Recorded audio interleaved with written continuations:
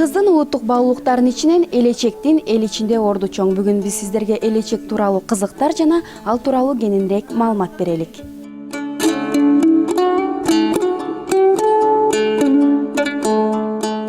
Ак кездемеден тегерети кат-кат болуп оролгон аялдардын бул баш кийиминин баш кеп, сала коймо, ээк алмай, астыңкы жана үстүңкү тартма, тумарча, бадал сыяктуу негизги түрлөрү бар. Элдик салтта аял заты муну жаш өзгөчөлүктөрүнө жараша кийишкен. Улгайгандардын элечеги жөнөкөй оролуп, көлөмдүү көрүнсө, колуктулар кийген элечектин маңдайы шуруланган. Бул шуру тартма элечек деп аталат. Элечектер кээде күмүш калдыркан, күмүш желбирөөчтөр менен да чебер коздолуп, укмуштай кыргакталат. Элечектин формасы, коздолушу жана кийилиши жагынан ар бир уруунуку ар башка болгон. Бул болсо Талас областына тиешелүү элечектин бир түрү, Кушчу уруусуна таандык.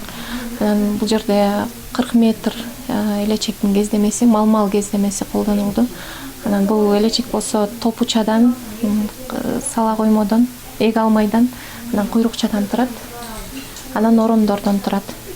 Өзүңүздөр көрүп тургандай, бул көлөмдүү элечек, бул ошо азыркы убакта бизде такталган 40 метрлик элечек ушул. Элечектин кездемеси үст-үстүнөн оролот. Башкы иймек чоңоюп, астын көздөй ийилип кете берет. Мында төбөсү менен маңдайга кездеме арбын чыгымдалат. Ошондо элечек артынан алдын карай сүйрү, артынан ийилген абалды берет. Аны орогон сайын жылып кетпөөсү үчүн ар бир ором ийне менен тепчиленет. Мында кеминде 25 ийне керектелет. Азыркы убакта көпчүлүгү түшүнөт, мындай элечек апалар кийген, чоң апалар кийген баш кийим депчи. Бирок мурдатан баштап эле элечекти турмушка чыккандан баштап эле кийишкен. Элечектин көлөмү материалдык абалынан дагы, анан уруу аймактык өзгөчөлүктөрүнө да жараша болот. Аял затына көрк берип, энелик мээримди туюндурган элечек тууралуу ар бир кыргыз жер аны билүүгө тийиш. Себеби эртеңки келечек муунга татыктуу мурас калтыруу биздин колдо. Элнура Калыкова, Арген Салбаров, НТС көрсөтөт.